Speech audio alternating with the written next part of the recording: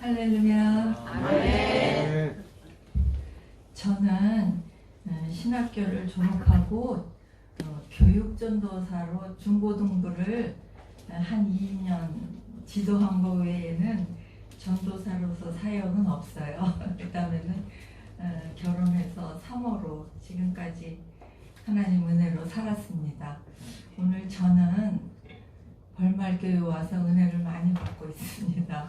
성도님들 한 분 한 분이 정말 뵙기에 따뜻하고 마음에 주님을 향한 열정이 느껴지고 그래서 목사님과 사모님의 헌신 또 여러 성도님들의 헌신이 이 아름다운 교회를 이루고 있구나 하는 것을 보고 느끼고 있습니다.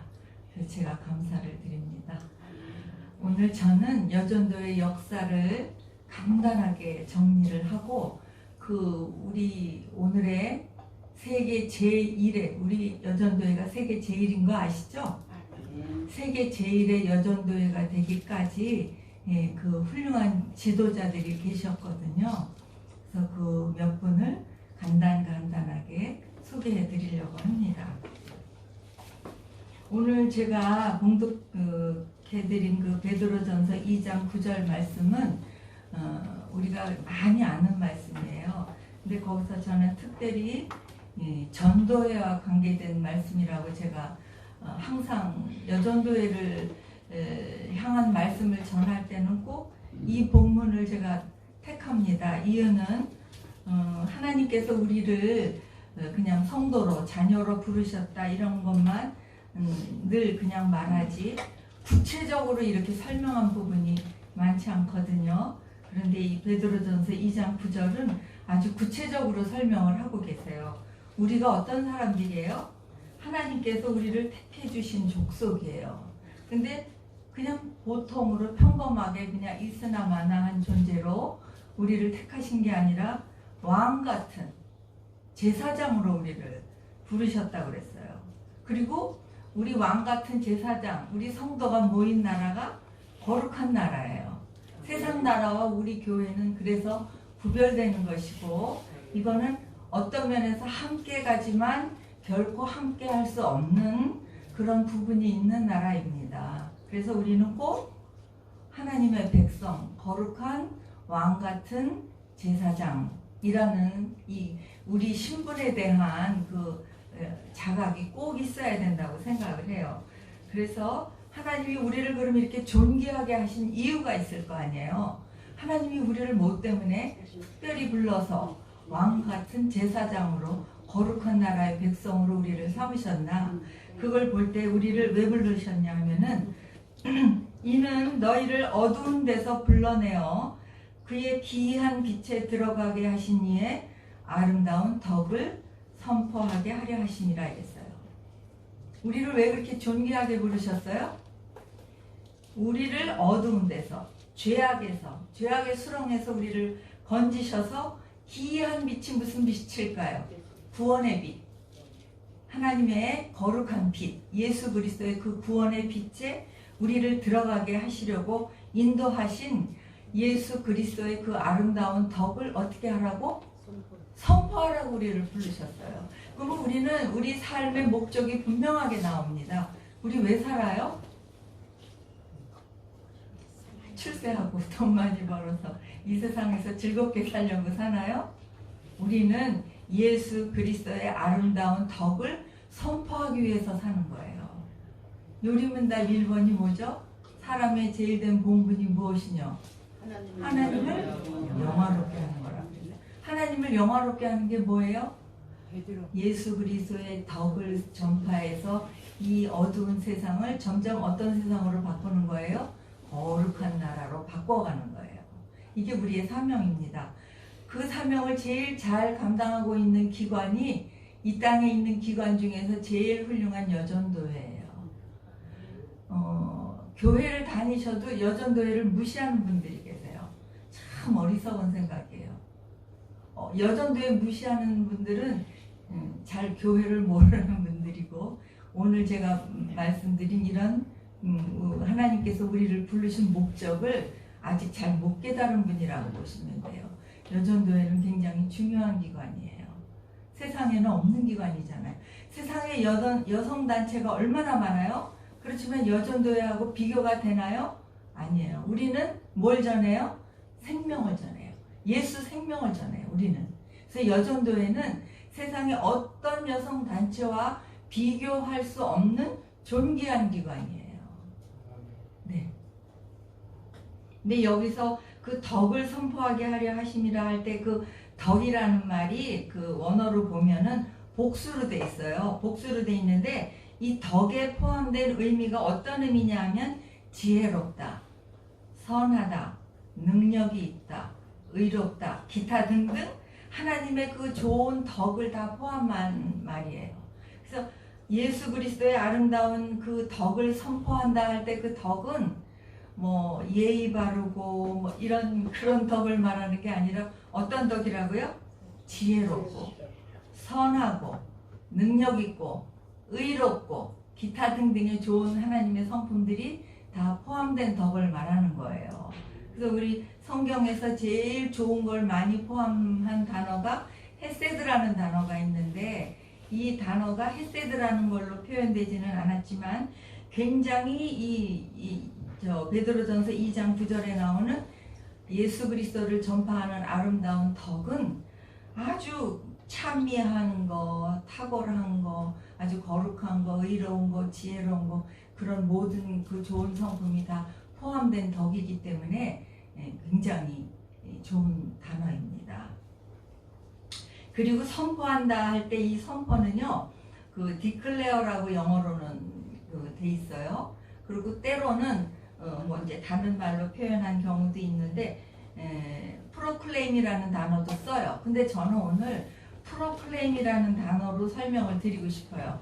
proclaim이라는 단어에서 프로파간다라는 말이 나왔는데 그건 뭐냐 하면은 공산당이 공산당 선전하는 거 아시죠? 공산당이 공산당 선전할 때 어때요? 어느 기관 어떤 사람도 따라갈 수 없게 목숨 걸고 목숨 안 걸어도 어떻게 해요? 죽을 힘을 다해서 해요. 왜요? 안 하면 뒤에서 죽이니까.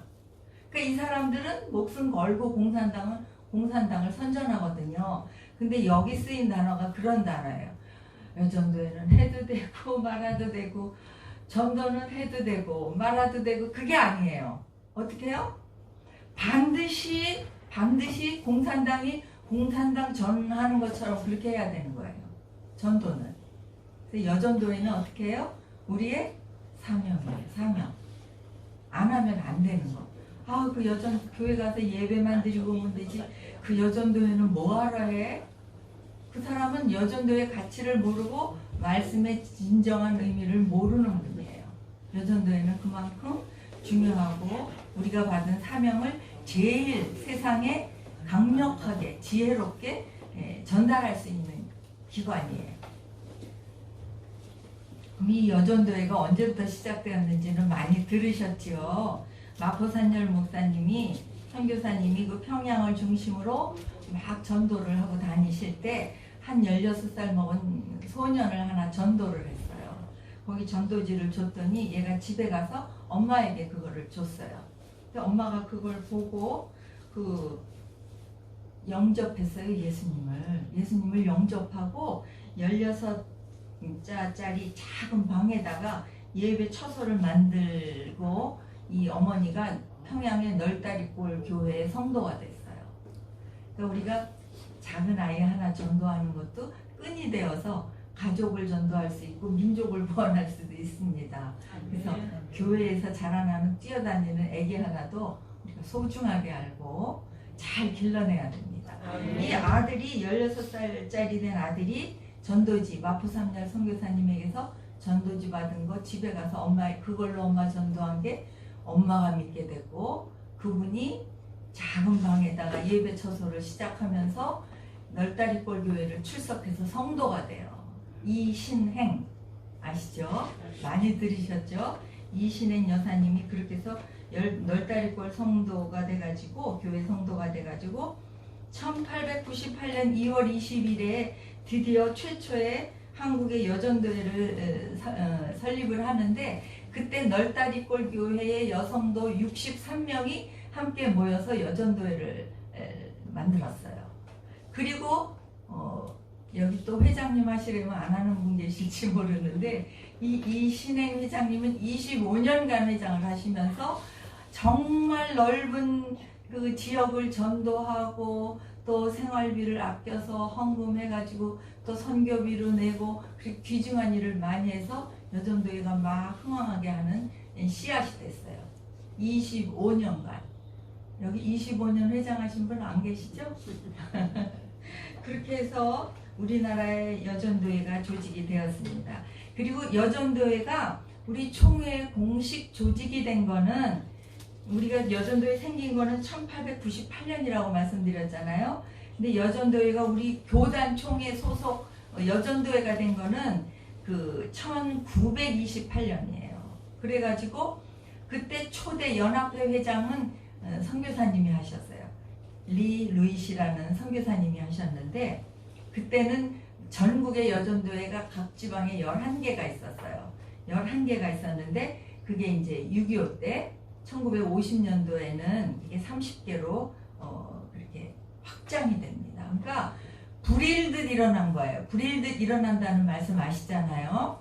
여전도회가 한 사람이 해서 63명으로 해서 조직이 돼가지고 그것이 1950년에는 지회만 30개 지회가 돼요. 근데 6.25로 이제 많이 어려움을 겪었죠. 근데 이제 그게 그전에는 그 오늘날과 같은 대한예수교전도회 장로회 여전도회 전국연합회라는 명칭으로 모인 건 아니에요. 그냥 여전도회로 어느 지회 이름으로 나갔는데 이렇게 종합 명칭이 된 거는 1969년에 오늘 우리가 쓰는 명칭이 개정이 됩니다. 근데 여전도회를 이제 이렇게 지키게 된 거, 주의를 지키게 된 거는 또 1936년부터예요. 그래서 1월 셋째 주일을 여전도회 주일로 지켜서 제정을 했고요. 그 다음에 여성 안수가 된 거, 오늘날은 여장로님도 계시고 여목사님들도 계시고 하잖아요. 이게 제정된 거는 1994년이에요. 94년이니까 2004년, 14년, 이제 30년 됐네요. 이제 제가 간단하게 이제 이렇게 약사를 말씀을 드렸는데 이거는 왜 그러냐면은 남녀 평등이 없어진 게 어디에서 없어졌어요? 우리나라가? 기독교가 들어오면서 없어졌어요. 우리나라가 얼마나 완고한 나라예요? 처음에 선교사들이 우리나라에 와가지고 보고는 이렇게 억압받는 여성들이 있는 걸 보고 선교사들이 답답해서 뭐라고 얘기를 했냐 하면은 그 조선 여성들의 하는 저 빨래터에 가면 들린다고 그랬어요. 내까지 가도 그냥 방맹이로 이겼잖아요. 물론 옛날에 광목 같은 거는 막 그냥 빨래방맹이로 이겨야 그게 뭐 좀 떼드시고 그랬다고 그래요. 그것도 그렇지만 집에 오면 또 뭐예요? 밤새 다다미질 해야 되잖아요. 그래서 한국 여성의 숨소리는 빨래터, 다다미질 그거 하는 데서 느낄 수 있다고 그랬어요. 그래서 그 유교의 공자와 석가모니가 저 세상에서 회개해야 될 덕목 중에 하나가 조선의 여성을 남성의 그 억압의 무릎 아래 꿇게 했다는 거, 그거를 회개해야 될 것이다. 그렇게 선언 선교사도 있었어요. 그러니까 그만큼 억압받던 조선 말에서 기독교가 들어와서 우리 여성들이 눈도 뜨고 그 지위도 향상이 되고 모든 삶이 개화가 되기 시작했습니다. 그래서 제일 먼저 그 특징적으로 나타난 게 뭐냐 하면은 그 여권 통문이라는 게, 이거는 우리 교회하고 상관없는 건데 이제 기독교가 들어와서 교회가 생기고 교회를 통해서 여성들이 깨이는 걸 보고 어디도 깨었냐면 이 일반 사회 여성들도 깨어요. 근데 여전도 회원들이 제일 많이 역할을 했던 게 초기 교회에서 부흥사경회예요. 부흥사경회를 하면은 그냥 거기고 뭐 보름도 가시고 마냥 가는 거예요. 거기 가서 사는 거예요. 그러면 밥 해먹을 쌀 자루에 이고 솥도 들고 다 가서 냇가에 솥 걸어놓고 밥 해먹고 낮에는 성경 공부하고 밤에는 부흥회하고 그걸 참석해가지고 여성들이 깨었다고요. 그게 교육이 됐어요. 제일 먼저 여성 교육기관이 없을 때 뭘로 우리 여성들이 깨었느냐면 부흥사경회를 통해서 깨었어요. 그걸 보니까 세상 사람들이 어때요? 교회 다니는 여성들이 우리보다 뭐 아는 것도 많고 자녀들도 교육을 시키고 이런 걸 보니까 눈이 띈 거예요. 그래서 1898년 9월 1일에 우리나라의 최초로 여권 통문이라는 게 발표가 됩니다. 그거는 뭐냐 하면은 서울의 북촌에 살던 여성들이 그 선언문을 내놨어요. 여권 통문이라고. 뭐라고 내놨느냐 하면은 제가 잠깐 앞부분만 읽어드리겠습니다. 어찌하여 우리 여인들은 귀먹고 눈 어두운 병신 모양으로 사나이에 벌어주는 것만 먹고 평생 신규에 처하여 그 절제만 받으리요. 이왕에 먼저 분명한 사람을 보면 이게 누구예요? 이왕에 먼저 분명한 사람이 뭐예요? 예수 믿는 분들을 보니까 어때요? 여아들을 보내요. 각방 제주와 유학과 행세하는 도리를 배워 이후에 나중에 후일에 남녀가 일반 사람 되게 하오리. 그러니까 일찍 깬 그 사람들을 보니까 뭐래요? 여자애들도 다 교육을 시켜서 어떻게 돼요?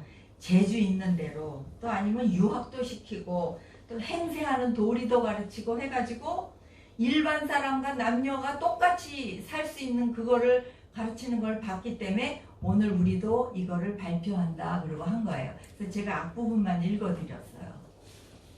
아주 용기가 나시죠? 그때 여성들이 어떤 각오로 이 일을 하셨을까? 그래서 그때 순성회라는 거를 조직을 해가지고 여학교를 막 세워요. 그래서 여학교를 막 세워가지고 나가는데 그때 사실은 우리나라의 여학교가 제일 먼저 세운 건 선교사들이 세우셨죠. 1885년에 그 언더우드 아펜셀러가 들어와가지고 제일 먼저 시작한 것이 교육과 의료잖아요. 그래서 1886년에는 언더우드 학당이라고 세운 학교가 오늘날 경신중고등학교예요. 그렇게 됐고 그 다음에 감리교에서는 그 스크랜튼 여사가 이화여학교를 세우고 그 다음 1887년에는 명성황후의 시위로 왔던 남자가 이렇게 황후를 진맥할 수가 없어서 알렌이 여자 선교사를 막 하나 보내달라고 그래요. 그래서 오신 분이 애니엘러스예요. 그때 그 애니엘러스가 와가지고 언더우드 학당 옆에 같이 있으면서 그 숙소가 정동에 있었는데 그때 언더우드는 고아도 데려다 가르치고 그랬거든요. 그랬는데 어느 날 애들을 목욕을 시키다 보니까 여자아이인 거예요. 남자인지 여자인지 모르고 데려다가 얘를 키우면서 목욕을 시키다 보니까 여자인데 남자애들하고 같이 키울 수가 없는 거예요. 언더우드가. 그래서 옆에 있는 이 애니엘러스에게 명성황후의 시의인 애니엘러스에게 얘가 여자애니까 얘를 좀 맡아주세요 해가지고 5살짜리 정례라는 애를 애니엘러스한테다 맡깁니다. 그러니까 애니엘러스가 그 5살짜리 여자의 정례를 하나 데리고 거기서 성경 가르치고 걔를 키우고 하면서 시작한 학교가 정신학교예요. 제가 정신학교 나왔어요. 그래서 저는 아주 정말 하나님 은혜라고 생각해요. 귀한 학교를 나오게 된 게. 그래가지고 시작한 학교가 1887년 정신학교입니다. 그렇게 해가지고 서울에 기독교 학교들이 급증을 했는데 1909년에 가서는 전국에 950개의 기독교 학교가 생겨요. 전국에. 그 중에서 우리 장로교가 605개교, 감리교가 200개교가 돼요. 근데 1910년에 일제가 우리나라를 이제 이렇게 합방하려고 그렇게 조사해 보니까 그때 300여 개의 기독교 학교에 약 3만 명을 헤아리는 학생이 있었다. 일제는 그렇게 발표를 했어요. 그랬는데 실제로는 1909년에 이미 전국에 950개의 기독교 학교가 세워져 있었어요. 이게 다 하나님 은혜죠. 오늘 우리나라가 있게 된 기반이 이 교육에 기독교 교육에서 이루어진 거예요. 근데 그 기독교 교육을 할 수 있는 그 밑바탕을 누가 만들었어요? 여전도회가. 그래가지고 남자들이 뭐 했어요? 노름하는 거, 담배 피는 거 이런 것도 다 예수 믿게 해가지고 금연운동도 하고 다 한 게 뭐예요? 여성들이에요. 그래서 유대인은 엄마가 유대인이고 아빠가 외국인이면 유대인 쳐줘요. 외국에 살아도. 근데 아버지가 유대인이고 엄마가 이방인이면 유대인 안 쳐줘요. 왜 그럴까요? 엄마가, 여성이, 아내가 그만큼 중요하기 때문에, 그렇기 때문에 인정하는 거예요. 엄마가 유대인이면. 디모데도 그렇잖아요. 그쵸? 예. 제가 오늘 소개드리고자 하는 어머니 두 분을 소개를 하고 그 다음엔 여전도의 지도자들을 말씀을 드리겠습니다. 제가 기독교인으로서 우리나라의 대표적인 그 애국지사를 길러낸 두 어머니를 소개하려고 그러는데요. 안중근 의사의 어머니, 안중근 의사는 천주교인이었어요. 그래서 그 어머니가 본명은 조성녀신데 조마리아라는 세례명을 쓰셨거든요. 네. 어떤지 아시죠?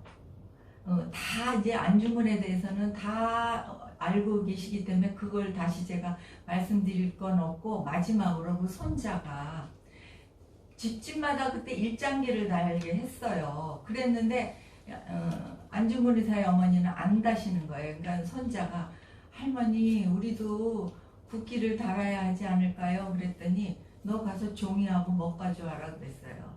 그래서 손자가 갖다 드리니까 시커먼 먹으로 동그라미 하나 그려서 대문에다 딱 갖다 붙이라 그랬어요. 그렇게 붙였더니 일경이 그렇게 붙이라고 해도 안 붙였는데 시커먼 동그라미 하나 그려서 대문에다 붙이니까 자기네들이 그걸 일장기로 만들었다 그래요.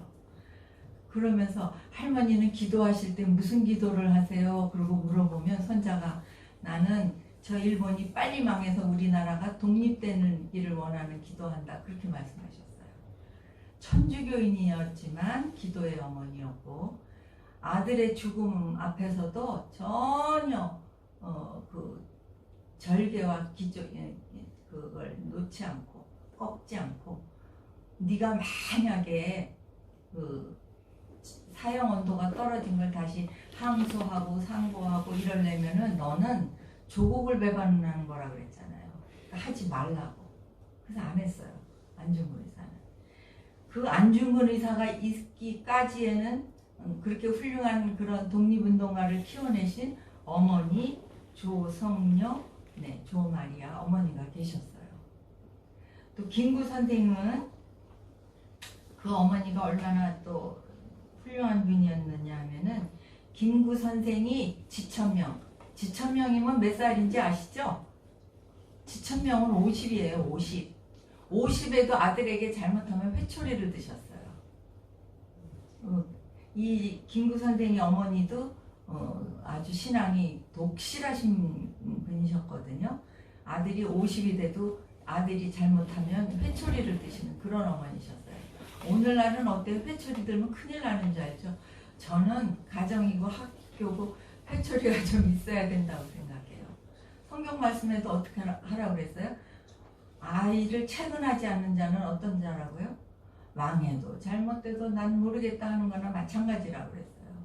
그래서 저는 회초리는 필요하다고 생각하는 사람인데 요즘 교육에는 맞지 않을지 모르겠습니다. 근데 이 김구 선생의 어머니는 지천명에도 회초리를 드는 분이셨어요. 그 60이 넘은 나이에도 그 임시정부의 뒷바라지를 하시느라고 밤이면 시장에 나가서 그 중국 사람들이 다 그 배추에 이렇게 팔려면은 껍데기 떼버리고 저기 배추만 속만 팔잖아요. 돈이 없으니까 그 시래기를 주워다가 그걸로 죽을 끓여서 임종용들 배를 채워주고 그렇게 하셨던 분이라고 해요. 하도 어머니가 그러시니까 하루는 이제 생신에 그것도 조금씩 얼마를 모아가지고 어머니한테 선물을 하나 해드리자고 독립 그 운동하는 어르신들이 그랬나 봐요. 그걸 알고 돈을 어망섭 선생님한테 그 돈 나 주려는 거 지금 미리 달라. 내가 필요한 거 사겠다 그랬어요. 그래서 그 엄황섭 선생님이 몇 푼 안 되지만 돈을 거둔 거를 김구 선생 어머니를 갖다 드렸더니 그걸로 총을 사셨어요. 총을 사가지고 딱 놓으시면서 이걸로 일본 놈 한 명이라도 더 죽여라 하고, 당신 생일을 위해서 그 선물비를 걷는 걸 아시고 미리 가져오라 그래가지고 생일날 밥상에서 총을 내놓으셨다 그래요. 그만큼 그 의지가 강하시고 그 가르치는 거라든지 그 역사하는 게 그렇게 훌륭해서 그 아들을 그렇게 키울 수 있었다는 걸 볼 수 있습니다. 그 안중근의 어머니 종마리아는 66세로 세상을 떠나셨는데, 그래도 이 김구 선생의 어머니는 82세까지 다 중국에서 떠나셨죠, 세상을. 안중근 의사의 어머니는 도시개발로 아예 묘가 없어져서 어딘 없어져 버렸고, 안중근 의사의 묘는 그 나중에 손자가 고국으로 데리고 와서 모시고 와서 반장을 했습니다. 이거는 이제 우리 교단과 상관없이 독립운동의 가장 대표적이라고 하는 분들의 어머니에 대해서 소개를 드렸고요. 이제는 여전도회, 우리 대한예수교 장로회 여전도회의 제일 큰 지도자들로 계신 몇 분만 제가 간단하게 소개를 드리려고 합니다. 제일 먼저 제가 말씀드리고 싶은 분은 김필례 선생님이에요. 김필례 선생님 가문을 먼저 잠깐 소개를 드려야 되겠는데요. 김필례 선생님은 황해도분이에요. 황해도분이고 우리나라 최초의 교회가 어느 교회인지 다 아시죠? 소래교회잖아요. 소래교회를 이 김필례 선생님 가문에서 세우신 거예요. 그리고 소래학당도 있어요. 그러니까 오늘날의 초등학교에 해당하는 학교도 세우시고, 그러니까 당시에 이 광산 김씨 중에서 이 김필례 선생님 가문이 그 황해도 전역의 그 유지예요, 유지. 근데 이분들이 어떻게 기독교인이 되었느냐 하면은 아주 유학 가정이죠. 유학자 가정인데 그 중국에서 만주에서 로스 목사님으로부터 전도를 받은 서상윤으로부터 전도를 받아요. 그래가지고 이 가정이 기독교 가정이 되는데, 기독교 가정이 된다면은 그 많은 벌판과 재산과 그 모든 거를 다 교회와 나라를 위해서 다 바칩니다. 나중에는 이 가문 전체가 독립운동에 전부 함께 해가지고 그 형제들 그 1대뿐이 아니라 1대, 2대, 3대 우리나라에서뿐만 아니라 해외 전부 나가서 대한의 독립을 위해서 헌신하는 가문이 이 가문이에요. 그러니까 이 가문에서 유명한 분들만 제가 이름을 드리면, 김필례 선생님은 막내딸이었고 그 형제가 많은 중에서 우리가 알 수 있는 분들은 세브란스 의전, 오늘날의 연세대학교 의과대학 최초의 졸업생 중에 제1등이 김필순 박사인데, 그 김필순 박사가 김필례 선생의 오빠예요. 그러니까 세브란스 병원 제1호 졸업생이라고 볼 수 있는 김필순 박사가 김필례 선생님의 오빠고, 그 다음에 안창호 선생과 이 김필순 박사는 의형제를 맺어서 독립운동을 같이 한 분이에요. 한국에서, 만주에서, 치치하월에서, 상해에서 전부 흩어져서 그렇게 하신 분들이 이 가문이에요. 그리고 또 중요한 거는 그 이제 사위 중에서 중요한 분이 누가 있느냐 하면은 그 서상윤 가문에 오늘날 쉽게 아는 그 서경석 목사님이 이 가문이죠. 서상윤 가문으로 내려와서 김마리아 가문과 혼인이 돼서 김구례라고 김필례 선생 언니와 결혼을 한 그 후손으로 내려온 게 그 오늘날 그 서경석 목사님 가문이에요. 세문안교회 그렇게 내려오고, 또 중요한 것은 그 제일 큰 오빠의 막내딸이 김마리아 선생이에요. 그러니까 김필례 선생님하고 김마리아 선생님은 나이는 1살 차이예요. 근데 김필례 선생님은 막내고 형제 중에, 김마리아 선생님은 맏오빠의 딸이에요. 그래서 나이는 1살 차이지만 둘이서 자매같이 친구같이 독립운동을 하셨어요. 김필례, 김마리아. 그래서 이 김필례 선생님이 그렇게 그 훌륭한 업적을 남기신 분이고 우리나라로 국비로 일본에 유학을 간 여학생으로는 김필례 선생님이 처음이에요. 그래서 그 굉장히 그 어려운 시대였지만 아주 머리가 영리하고 그래서 그 이분도 정신학교 1회 졸업생이시거든요. 김필례 선생님이 1회 졸업을 하고 자기보다 나이 많은 학생들을 가르치는 선생님을 하다가 이제 유학을 오빠의 도움으로 일본 유학을 하게 되는데 일본에 가서는 또 일본 유학생들 전체에서 여학생들을 모아서 여자개라는 잡지도 만들고 여학생 운동을 돈독하게 해요. 여학생 독립운동을 동경에서. 그래서 그 당시에 유명한 그 동경의 우리나라의 3.1운동의 기폭제가 된 28 독립선언서를 한다든지 그런 모든 거를 할 때 김필례, 김마리아가 그때 동경에 있어서 그 일을 다 했어요. 김필례 선생님은 그때 유학 중에 또 뭘 받느냐면은 YWCA에서 본인이 보호를 받고 많이 도움을 받아요. 교육적인. 그래서 나도 귀국하면 꼭 이 기관을 만들어야 되겠다 해가지고 귀국해서 만드신 기관이 오늘날의 한국 YWCA예요. 그 당시에는 조선 기독교 여자 청년회 이런 이름으로 했는데 여기서 기억하셔야 될 것 중에 하나는 그때는 우리가 일본 그 지배하에 있었잖아요. 그래서 그 YW 세계 총회를 가도 독자적으로 갈 수 있는 그런 처지가 못 돼요. 속국처럼 돼 있기 때문에. 근데 김필례 선생님은 그걸 끝까지 조선 기독교 여자 청년회라는 이름을 쓰지 않고는 안 가겠다고 해가지고 그거를 그러니 얼마나 일본에서 반대를 했겠어요. 그러니까 이분이 영어도 잘하고 미국 유학도 하시고 일본 유학도 하시고 이러니까 그 세계 그 YWCA 연맹 총무하고 단판을 지어요. 그래가지고 우리나라는 속국임에도 불구하고 그 세계 YWCA 연맹에 가입할 때 조선 기독교 여자 청년회라는 아주 그런 독립 이름으로 딱 가입이 됩니다. 일본의 속국으로 무슨 지회로 이렇게 가입이 되는 게 아니라 그만큼 그렇게 당당하고 독립의지가 강했던 분들이에요. 그래서 그렇게 했고 귀국해서는 이제 그 YWCA 활동뿐만 아니라 그 독립운동하는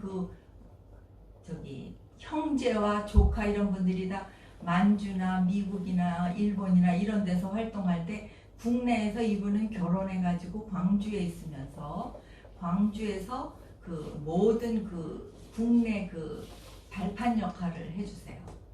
그래서 그 해외에 있는 그 가족들이나 친지들이 들어올 때 그걸 다 중간에서 도와주는 역할을 했고 특히 일제 때 신사참배를 안 한 학교들은 잘 기독교 학교라도 많이 컸어요.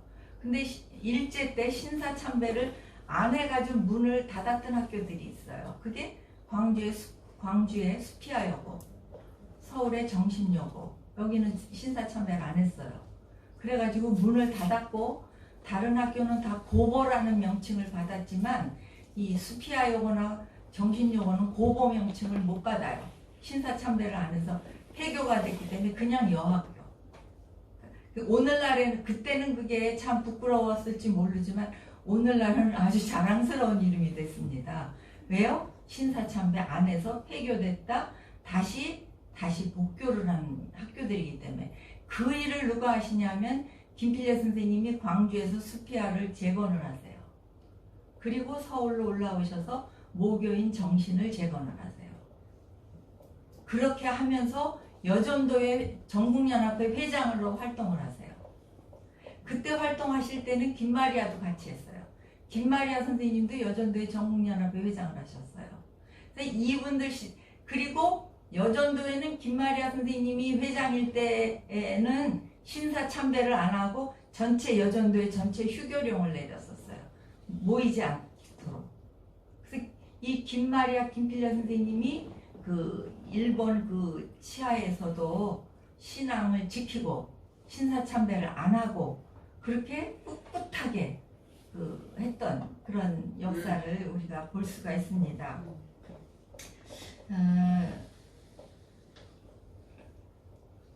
그리고 이제 김필려 선생님은 그 다음에 하신 일이 뭐냐면은 우리도 그 이제 이화는 이화대학을 이렇게 스크랜튼 박스 선교사를 통해서 거기는 신사참배를 안 했기 때문에 굉장히 많이 컸어요. 많이 컸고 이제 정신은 김필려 선생님이 다시 목교를 하면서 다시 이제 그 대학에 대한 의지를 불태워서 김필려 선생님이 그 미국의 전국을 돌면서 그 한국의 그 일제시대 때도 그랬지만 6.25 이후에도 한국전쟁이 났을 때 오직 남편이 공산당 총에 맞아서 죽었다는 소식을 듣고도 귀국을 하지 못하고 울면서 미국 전역을 돌아가지고 한국 돕는 거 구호 요청을 교회로 일반 단체로 다 합니다. 그래서 우리나라의 최초로 6.25 끝나고 들어온 구호품들 있잖아요. 그 김필려 선생님이 전국을 돌아서 들어오게 된 거예요. 그 구호품, 우리나라의 구호품이 들어온 첫 배가 부산항에 도착한 게 김필려 선생님이 미국 전역을 돌면서 그거 후원 요청을 해서 정말 미국의 부자들이 돈 낸 것도 있지만은 가난한 분들이 정말 옷을 기어서 입는 분들도 헌금을 해서 그때 우리나라를 도와준 거예요. 6.25 이후에. 우리가 그래서 미국에 대해서는 저는 그 은혜를 기억해야 된다고 생각하는 사람인데 그때 구호 물품이 큰 배에 실려서 왔는데 그 배가 어떤 배냐 하면은 김필려 선생님이 공부할 적에 미 국무장관의 아들과 같이 그때 공부한 적이 있었나 봐요. 미국에서. 그래가지고 그 아들을 통해서 미 국무장관이 그걸 잘 도와줘가지고 그 배에다 구호 물품을 까딱 실어서 부산항으로 보내면서 거기다가 이렇게 썼어요. 김필려 사인이 없이는 절대 하약하지 말 것. 그래서 김필려 선생님이 부산에 내려가서 그 하역 사인을 한 다음에 구호품이 우리나라로 들어왔어요. 그래서 그런 일도 하셨고 그러면서 이제 학교에 대한 의지를 불태워서 그 미국에 잘 아는 분들 또 그렇게 후원할 수 있는 단체 거기다 요청해서 학교의 그 설립의 기반을 다 만들어 놓은 게 서울여자대학이에요. 오늘날은 우리 장로교 여자대학이라고 그러고 뭐 여전도의 대학이라고 이러고 하지만 시작은 김필려 선생님이 하셨고 모든 기반을 다 만들어 놨어요. 그런데 지금 초대 설립자가 이런 뭐 인터넷이나 뭐 어디 보면은 고한경 박사로 나와요.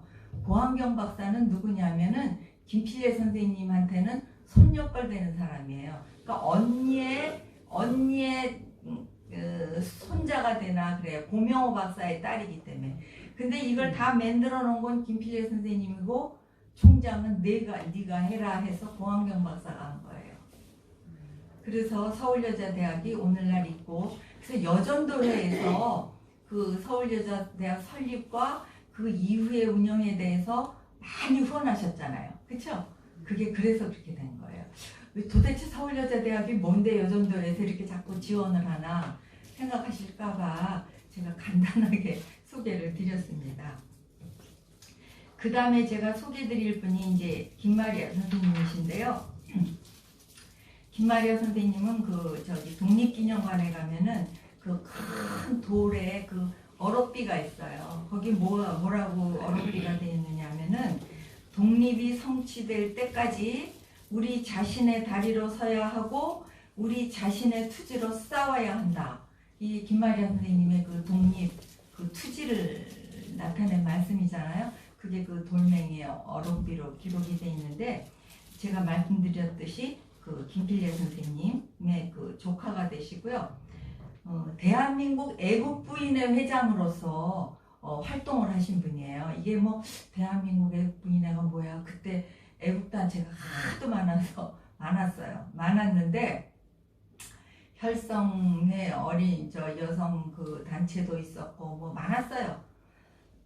그런데 그때 그 모든 거를 대표해서 임시정부에게 군자금을 모아서 보내고 각 지부 해외까지 지부를 둬가지고 운영을 했던 것이 이 대한민국 애국부이네요. 이 대한민국 애국부인의 회장이 될 때는 이미 동경에서 28 독립선언서를 가지고 우리 이 나라로 귀국을 해가지고 이거를 광주 김필래 선생님 공호댁에서 전부 비밀리에 이거 복사를 다 했어요. 다 전국으로 나누려고. 그렇게 해서 그 김필래 선생님 남편이 의사 선생님이었는데 서석의원이라고 그 지하실에서 그 28 독립선언서를 다 복사를 해가지고 서울로 와서 서울에서 또 황해도로 여기를 전부 다니면서 이거를 나눴거든요. 그래서 3.1운동이 일어나는 기폭제가 된 거예요. 굉장히 중요한 겁니다. 28 독립선언이 동경에서 이루어졌지만 그렇게 해가지고 그 일을 할 때에 그러니까 친자매처럼 조카와 사이지만 고모 사이지만 그렇게 친구처럼 자매처럼 그렇게 활동을 하셨어요. 그래서 대한민국 애국부인회가 이제 그 조직이 되고 거기에 많은 회원들이 가입하고 지회가 있고 그랬는데 문제는 변절자가 생긴 거예요. 오현주라는 그 변절자가 그 애국부인회 그 안에서 생겨가지고 이거를 다 밀고를 하면서 그 전부가 체포가 됩니다. 그래서 52명이 그 임원이 전체가 52명이 다 연예인이 돼가지고 그거를 다 하나하나 조사를 받아가지고 그 중에서 이제 9명만 기소를 하고 옥살이를 하게 되는데 아주 대표적인 우리나라의 여성 독립운동가들이죠. 김마리아 회장을 비롯해서 백신영이라는 결사대장 전도사님이었어요. 그분은 우리나라의 초등학교 어린이, 그러니까 지금 초등학교지만 옛날에는 국민학교라 그랬잖아요. 국민학교 아이들, 유년주일학교 학생들을 데리고 신사참배 반대를 처음 시작한 분이 그 백신영 대한애국부인의 결사부장이에요. 근데 이런 분들이 있어서 그 신앙이 36년 동안이나 우리가 일제 압박을 받으면서도 신앙에 그게 끊어지지 않고 그 아이들이 자라가면서 민족의 지도자가 됐던 거죠. 초등학생을 데리고 신사참배 거부를 했어요. 그만큼 그 훌륭한 분이었는데 그런 분들이 이제 다 옥에 갇혀서 이제 고문을 받고 있는데 특별히 이제 제가 이 10분짜리 이따 영상에서 보겠지만 김마리아 선생님은 여성으로는 감당할 수 없는 고문을 당해요.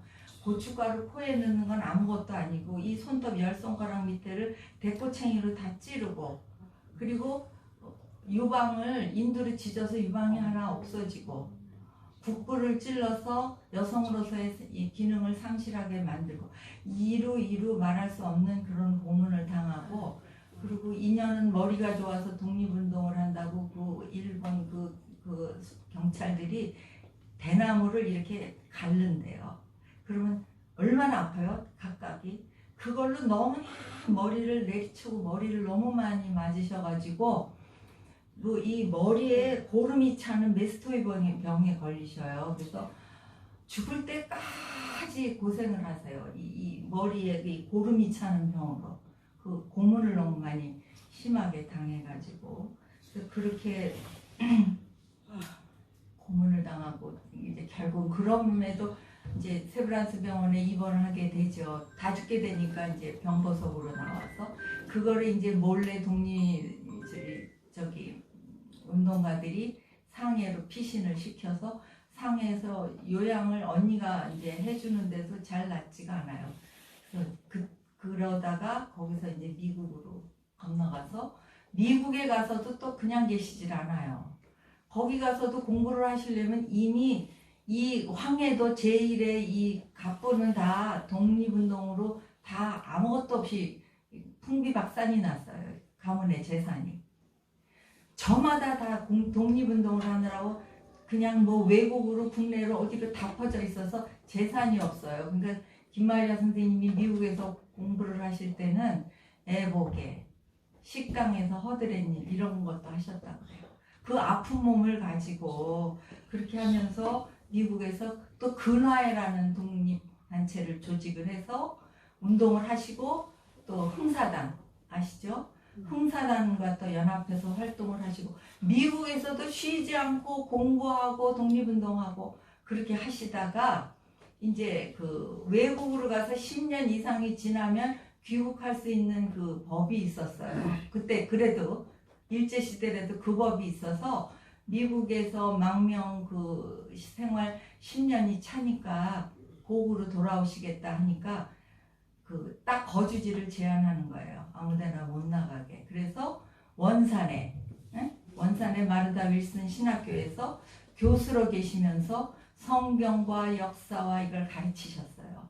그래서 그 마르다 윌슨 신학교가 없어졌기 때문에 우리가 잘 모르는데 그 선교사들이 세운 학교고 굉장히 거기서 김마리아 선생님을 비롯한 훌륭한 교수들이 여성 지도자들을 키웠어요. 제가 총동문 회장할 적에 윤영주 씨를 인터뷰할 일이 있었는데 그 어머니가 그 김마리아 선생님 제자더라고요. 그래가지고 쭉 얘기를 해주시는데 제가 막 못 듣던 얘기를 듣고 막 감동을 받은 적이 있는데 그렇게 훌륭한 제자들을 그때 많이 키워냈고 김마리아 선생님 말년에 양녀로 그 병수발을 했던 그 양녀가 배학복 선생이라고 계신데 그 저기 인하대학교 총장 부임을 하셨어요. 다 돌아가셨지만 그분도 마르다 윌슨 신학교 때 김마리아 선생님이 키워낸 제자고 이런 분들이 많았는데 결국은 53세 때 독립을 보지 못하시고 그 지병으로 돌아가세요. 그 배학복 선생님 그 증언에 의하면은 병실의 문을 열 수가 없었대요. 그 고름 냄새 때문에 그렇게 고통을 받고 혼수 상태로 막 그냥 너무 그래서 선생님이 붙잡고 기도를 하셨대요. 선생님 이제 그만 다 내려놓고 하나님 품에 안기시라고 아직도 뭘 더 하셔야 되겠냐고 이제 그만 놓고 가세요 그러고 붙잡고 울부짖었다고 그러시더라고요. 그 배학복 선생님이 그렇게 해서 이제 그 손에서 돌아가시고 화장을 해서 대동강에 다 뿌렸습니다. 그래서 김마리아 선생님은 이제 그렇게 돌아가셨어요. 그리고 또 하나 이제 말씀드릴 분이 김순호 선교사님이신데 김순호 선교사님은 우리나라의 최초의 그 여성 선교사로 기억을 하시잖아요. 근데 이분은 이분도 황해도 분이에요. 근데 이게 잘못 말하면 거기가 자랑하는 게 될까봐 말씀을 모르겠는데 다 정신학교에서 자라난 분들이에요. 그 지방에 있는 학교를 다니다가도 다 이분들이 정신학교로 모이셨더라고요. 그 저기 역사 기록을 보니까. 그래서 다 이 정신학교 졸업생인데 김필례 선생님은 1회 졸업생, 김마리아 선생님은 4회 졸업생, 김순호 선교사님은 13회 졸업생이에요. 근데 이 김순호 선교사님이 굉장히 유복한 집의 따님이신데 그렇게 특별한 그 신앙심이 있으셨어요. 그래가지고 그리고 그렇게 따뜻한 분이셨대요. 전도사님이시면서. 그래서 중국 산동성의 최초로 여성으로서 여전도에 파송을 받아서 선교사로 나가시는데 그렇게 언어가 또 그렇게 잘 되셨나 봐요. 그래서 중국 사람들이 이렇게 잘 따랐다고 그러고요. 또 우리 총회에서 파송한 남자 선교사들이 할 수 없는 일이 있잖아요. 여성이래야 할 수 있는 일. 그 일들을 그렇게 감당을 잘 해가지고 중국 사람들이 그렇게 징꾸냥 하면서 꾸냥이 아가씨라는 말인데 그 징꾸냥 하면서 그 김순호 선교사님을 그렇게 따르고 잘 배웠다고 그래요. 설교도 그렇고 기도도 그렇고 이분은 그냥 목숨을 내놓고 하신 것 같아요. 그 기록을 보면. 그래서 결혼 물론 못하시고 그러고 사시다가 중요한 거는 이 김순호, 김필례, 김마리아 이분들에게서 교육을 받은 2세대 지도자들이 누구냐면 제가 말씀드린 지금 김필래, 김마리아, 김순호는 여전도의 1세대 지도자들이에요. 근데 그 2세대 지도자들이 누구냐면 이분들에게 특별히 지도를 받은 분들이 이연옥 명예회장님, 주선혜 교수님이에요. 거기 조순덕 전도사가 있었는데 이분은 월남을해서 사역을 많이 못하고 병으로 일찍 가셨어요. 그래서 그렇게 셋이 단짝처럼 잘 다니셨는데 실제로 역사적인 그 큰 일을 이루신 분이 이 세 분의 제자인 이연옥, 주선혜 교수예요. 그래서 주선혜 교수님은 장로회 신학대학에서 교수로서 학생들을, 후학들을 키우는 데서 아주 전생애를 바친 분이고요. 이연옥 선생님은 여전도회를 통해서 전생애를 바친 분들이에요. 주선혜 선생님 김마리아상 수상식을 할 때 그 뉴욕 신학교에서 그 총장님이 영상을 보내신 걸 제가 보니까 그 신학교에서 미국 신학생들이 이렇게 새벽기도 안 했나 봐요. 근데 기숙사 옥상에 매일 새벽에 올라가서 그렇게 새벽기도를 하셨대요. 주선혜 교수님이. 그래서 사람들이 그랬대. 새벽마다 저 시끄럽게 기도하는 사람이 누구냐고 올라가 보니까 주선혜 학생이 옥상에서 새벽마다 이렇게 기도를 했다고 그러더라고요. 그런 말씀도 들었고요. 또 그분은 이제 교수로서 전생애를 살았지만 남은 재산도 전부 총회에 다 기증을 했잖아요. 학교에 다 기증을 했잖아요. 그래서 그게 나중에 북한에 이제 평양신학교가 재건되면은 그때 그 사용하도록 전부 장로회 신학대학교와 여교육자 안식관과 두 군데로 전 재산을 다 기증하셨어요. 여전도에 여교육자 안식관에도 5억을 기부를 하셨더라고요. 그리고 자기 그 은성수도원하고 자기 살던 아파트가 그 명성교회 앞에 있었는데 그 아파트하고는 장로회 신학대학에다 기증을 하셨더라고요. 그렇게 훌륭하게 사셔서 그 밑에서 수많은 제자들이 나와서 오늘 기독교 여성으로 우리나라 학계를 이제 인도하고 있는 거고요. 이연옥 선생님은 이 양반은 여장부 같은 분이에요. 그 성품이 여장부 같은 분이고 그럼에도 불구하고 아주 자상하세요. 보통 분들은 보면은 아이고 무서워서 저 앞에 가지도 못하겠다 그러는데 개인적으로 만나면 그렇게 자상하시고 배려하고 그러실 수가 없어요. 어머니 같아요.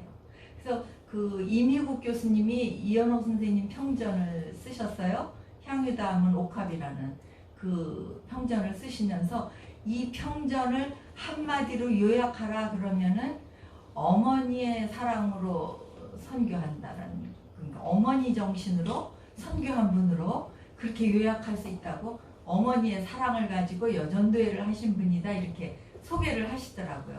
근데 제가 그 말에 아주 공감을 했어요. 왜냐하면 제가 정신학교 다닐 때 저희 아버지가 파산을 해서 제가 밥 세 끼를 먹기가 어려울 정도로 어려웠었어요. 제가 그 초등학교 5, 6학년 때 집안이 다 날아가서 아버님이 하시던 제재소가 불이 나고 아버님이 교통사고 나셔서 들어 누우시고 아무것도 갑자기 집안이 막 그랬을 때였는데 그때 제가 정신학교에 들어갔어요. 그때 저를 보시고 저를 등록금도 주시고 제 동생들 등록금까지 주셨어요.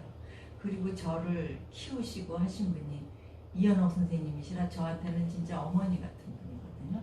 근데 저한테만 그런 게 아니라 누가 김필래 선생님이 그러셨던 걸 그대로 보고 배우셨더라고요.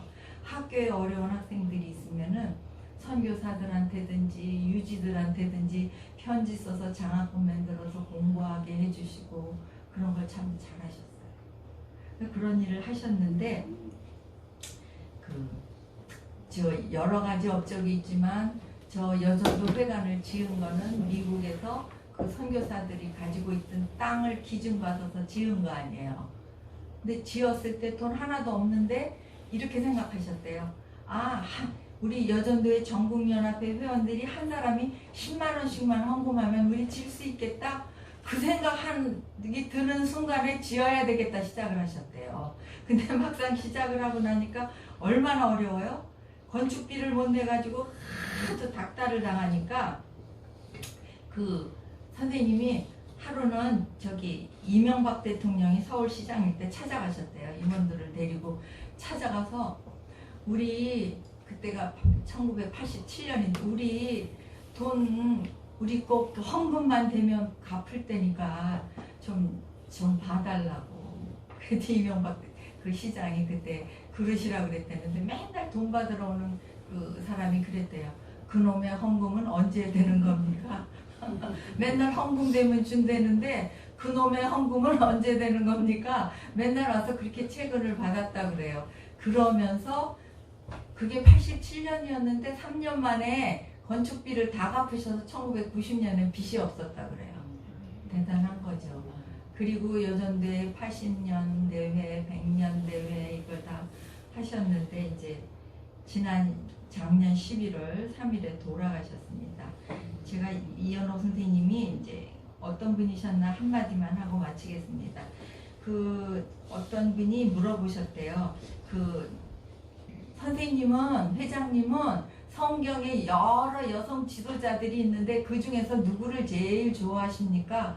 그러고 물어봤더니 나는 사라와 드보라를 좋아한다고 그러셨대요. 그래서 왜 그러시냐 그랬더니 사라는 열국의 어미가 되지 않았느냐. 우리 여전도 회원들은 그런 호흡을 가지고 살아요. 나는 그냥 내 가정에 하나 엄마 이것도 먹어 이런 거보다 꿈을 가슴을 넓혀서 어떻게 열국의 어머니와 같은 그런 심장으로 살아야 된다는 것과 하나고 또 하나는 드보라와 같이 살아야 된다는 거 뭐냐면 여선지잖아요. 가정이 있었어요. 드보라는 가정도 있고 여선지로서 얼마나 당당해요. 전쟁에도 드보라가 앞에 나가면 이기잖아요.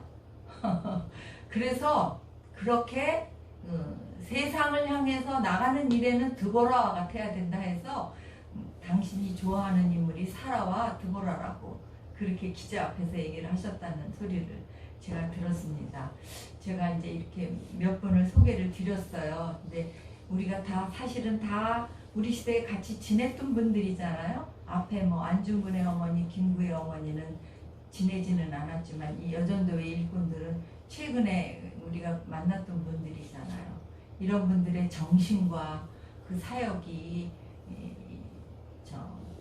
퇴폐하게 물들어가는 이 세상에서 줄어들지 않고 더 확장돼 갈 수 있도록 그렇게 우리가 있는 곳에서 살아도 되고 드보라도 되고 해서 벌말교회 여전도회도 많이 발전하시지만 우리 한국교회가 세계 제1의 여전도회라는 거 이거를 자부심을 가지고 지켜서 하나님 앞에도 영광 돌리고 우리 후손도 정말 훌륭한 후손으로 다 키워낼 수 있기를 바랍니다.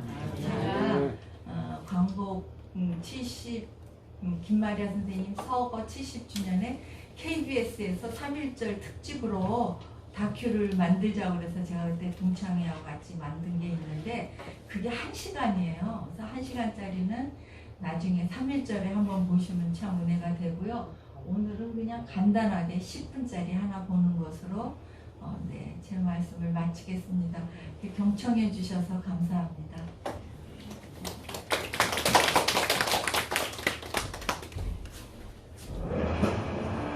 1919년 3.1 만세운동이 일어난 직후 일본 경찰에 체포된 한 여성의 이름이 연인 신문 지면을 장식했다.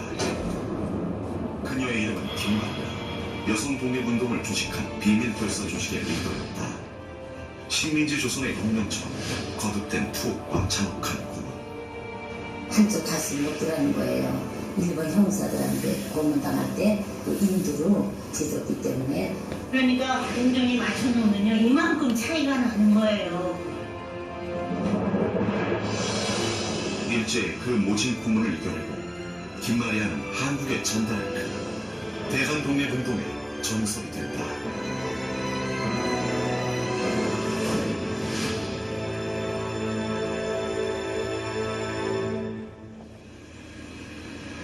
김마리아의 예사롭지 않은 행적은 도쿄에 있는 제1한인 기독교 청년회관에서 확인할 수 있다. YMCA の28独立宣言記念資料室ですね。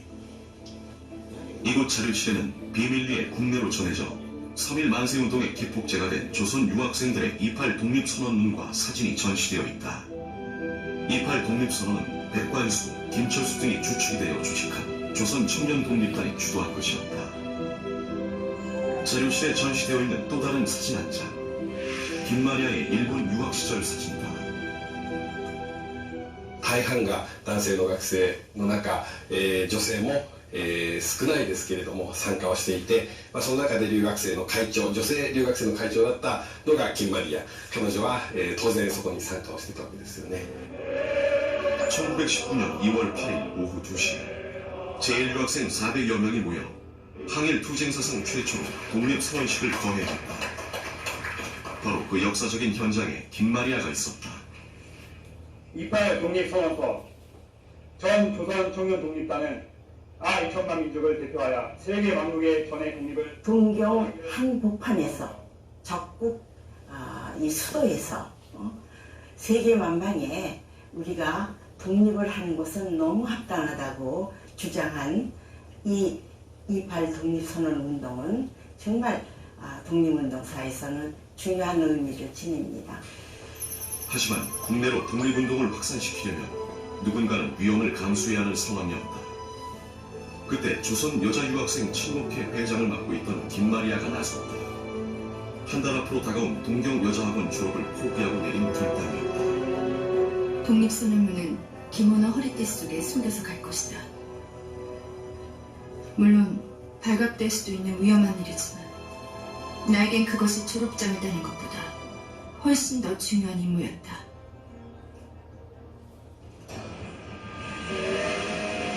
부산을 통한 김마리아의 28 독립선언문 반입 작전은 성공했다. 김은호의 숨겨온 독립선언문은 광주의 고모집에서 인쇄해 배포에 나섰다. 부산과 광주, 대구를 거쳐 황해도까지 이어진 그녀의 발길은 독립운동을 조직하는 여정이었다. 그렇게 3월 1일을 맞았다. 1919년 3월은 만세소리로 출렁였다. 3월에서 5월까지 전국에서 만세운동이 일어난 횟수만 약 1,500회. 참가자는 200만 명에 달했고 4만 7천여 명이 체포됐다.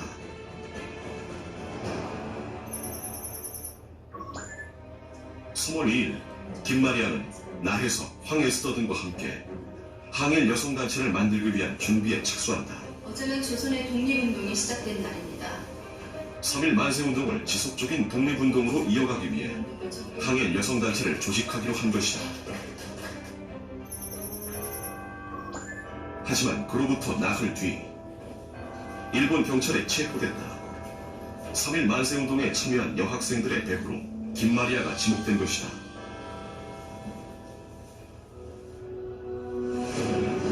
모진 고문이 시작됐다. 갖가지 고문 도구를 갖춘 경무총감무 신문실. 날카로운 꼬챙이로 손톱 밑을 찌르는 고문은 시작에 불과했다. 일주일에 걸친 고문으로 김마리아의 심신은 갈기갈기 찢겨 만신창이가 되었다. 그녀의 나이 28. 공부하느라 결혼도 하지 않은 미혼의 몸이었다. 그러나 끝내 입을 열지 않자 일제는 치로 충격적인 고문을 동원한다. 김마리아 여사는 여러 고문을 통해서 거의 일생 동안 그 어떤 신경쇠약이라든지 이런 데 시달렸거든요. 그 중에 하나가 이제 온몸을 밝혀놓고는 그에게 불에 달군 인두로 북부를 지지는 이런 형을 가해가지고 그건 평생 결혼을 할 수 없는 몸으로 만들었습니다. 일제의 만행이 남긴 상처는 크고 깊었다. 참혹한 고문에 시달린 지 20일. 몸을 가누는 것조차 힘겨운 상태에서 투옥됐다. 죄명은 보안법 위반. 김마리아는 서대문 형무소에 수감된 후 극심한 고문 후유증에 시달렸다. 그녀가 그 모진 시간을 버텨낼 수 있었던 것은 정신여학교에서 받은 신교육과 집안 교육의 힘이었다. 김마리아 선생을 보면은 그 집안을 떠올릴 수밖에 없습니다. 아주 작년에 독실한 기독교 집안에서 태어났는데요. 그 집안을 보면은 삼촌, 고모, 그 다음에 고모부들이 다 한국 독립운동사에서 큰 획을 그은 그런 애국지사들입니다. 그런 것이 아마 김마리아 선생에게도 아마 굉장히 큰 영향을 미치지 않았을까, 그런 집안 분위기가. 1919년 9월 19일 정신여학교 사택에서 김마리아의 추록을 축하하는 다가회가 열렸다. 다가회는 일제의 눈을 숨기기 위한 명분일 뿐 대한민국 애국부인회를 새로운 조직으로 재편하기 위한 회합이었다.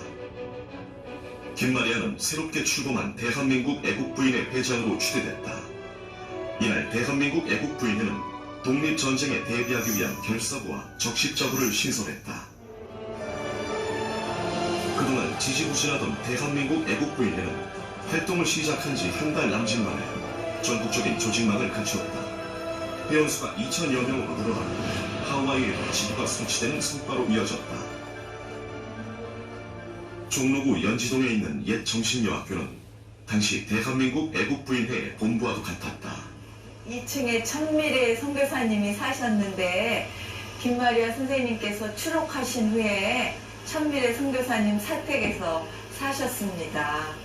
거기서 대한민국 애국부인회가 재조직되는 그런 역사적인 장소였습니다.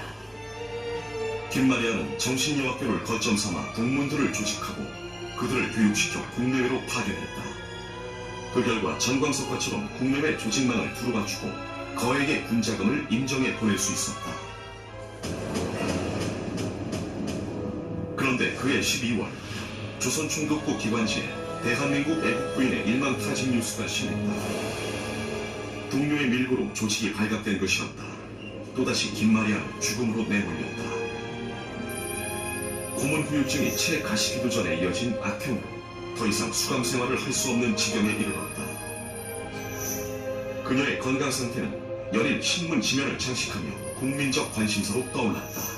김마리아는 한국 사람들에게 있어서 한국의 잔다르크다 이렇게 이제 불려졌고, 일본 사람들도 대한민국 애국부인의 사건을 김마리아 사건이라고 불렀어요. 여성이 정치적인 주체로 일어섰음을 알리는 이제 상징적인 존재가 된 거죠. 초죽음이 된 그녀는 병보석으로 풀려났다.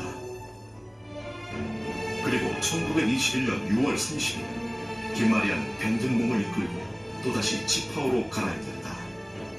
다시 길을 나서기로 했다. 기모 차림으로 귀국길에 올랐던 나는 이제 중국인이 되어야 한다. 목숨을 건 망명길. 상해 임시정부에서 파견한 비밀 요원이 김마리아의 망명을 도왔다. 안가를 나선 지 닷새째. 김마리아는 중국으로 가는 작은 배에 몸을 싣고 인천항을 빠져나갔다. 망명은 성공했다. 상해 임시정부에 도착한 이듬해 김마리아는 임시의정원 최초의 여성 의원에 당선된다. 우리나라 첫 여성 국회의원이 된 그녀는 김구와 나란히 황해도 의원을 맡아 활동했다. 당시 임시정부는 큰 어려움에 봉착해 있었다. 일제의 탄압에 이어 내부적으로 노선 문제까지 얽히면서 거의 활동 불능 상태로 치달았다. 우여곡절 끝에 임종의 새로운 돌파구를 마련하기 위한 국민대표회의가 개최됐다. 국내는 물론 만주, 북경, 미주 지역 등에서 120여 개 단체 대표들이 참석하는 독립운동사상 최대 규모의 회의였다. 하지만 5개월에 걸쳐 진행된 국민대표회의는 결렬됐다. 마리아도 몸져 누웠다. 고문 후유증은 그녀의 일생을 따라다녔다. 미국으로 건너가 공부할 때도 지병을 달고 살았다. 하지만 그녀의 독립의지는 꺾이지 않았다. 아픈 몸을 이끌고 미주 지역 여성 독립운동단체 근화회를 조직했다. 국내외 항일 독립운동을 지원하는 단체였다. 그녀가 고단한 타국 생활을 마치고 귀국한 것은 1932년. 당시 그녀의 나이 41살. 이번 귀국 결정은 어떻게 하게 되신 겁니까? 중년이 되어 돌아왔어도 사람들이 가장 궁금하게 여긴 것은 결혼 문제였다. 결혼이야? 도무지 거기에 대해서는 생각도 안 합니다. 인종을 지킨 수양딸 배합복이 간직해온 한복 한 벌. 김마리아가 즐겨있던 가슴 아픈 옷이다. 이게 여기 동정에 맞춰서 이렇게 보면은 이 도련이 이렇게 이만큼 차이가 나. 그러니까 오른쪽 가슴하고 왼쪽 가슴하고 보름이 훨씬 다르다는 거죠. 네. 일본 형사들한테 고문당할 때 정말 그 인두로 한쪽 가슴을 찢었기 때문에 타서 없어졌다는 거예요. 일제의 잔혹한 고문은 그녀의 저고리에도 흔적을 남겨놓았다. 다른 저고리와 달리 한쪽 가슴을 잃은 김마리아의 저고리는 안석과 겉섭의 길이가 확연히 다르다. 자기는 이 몸이 성고문을 당해서 유방을 하고 있고 이 아래에도 찢었대. 난 대한민국 같으니까 결혼 안 한다 이렇게 넘기셨다는 거예요. 그녀는 생애 마지막까지 일제의 신사참배를 거부했다. 지령이 재발에 쓰러진 것은 1943년 12월. 일제는 외부인의 면회를 차단했다. 몸져 놓은 지 3개월. 평범한 행복을 포기하고 달려온 전사의 모습은 없었다. 김마리아는 미움 한 술을 겨우 삼키고 세상을 떠났다. 그의 나이 53세. 그 마지막 유품 한 점이 이곳에 있다. 낡고 수박한 은수저 한 벌. 그것은 그녀의 거대한 생을 담은 유품이었다. 그로부터 1년 5개월 뒤 그녀가 남긴 또 하나의 유산. 마침내 광복의 그날이 왔다. 대한독립의 그날을 위해 일제의 회유와 협박에 굴하지 않고 그녀는 불꽃처럼 살았다. 정신여자 고등학교 교정에는 그렇게 여성 독립운동의 전설이 된 김마리아가 있다. 그녀가 남긴 거대한 유산.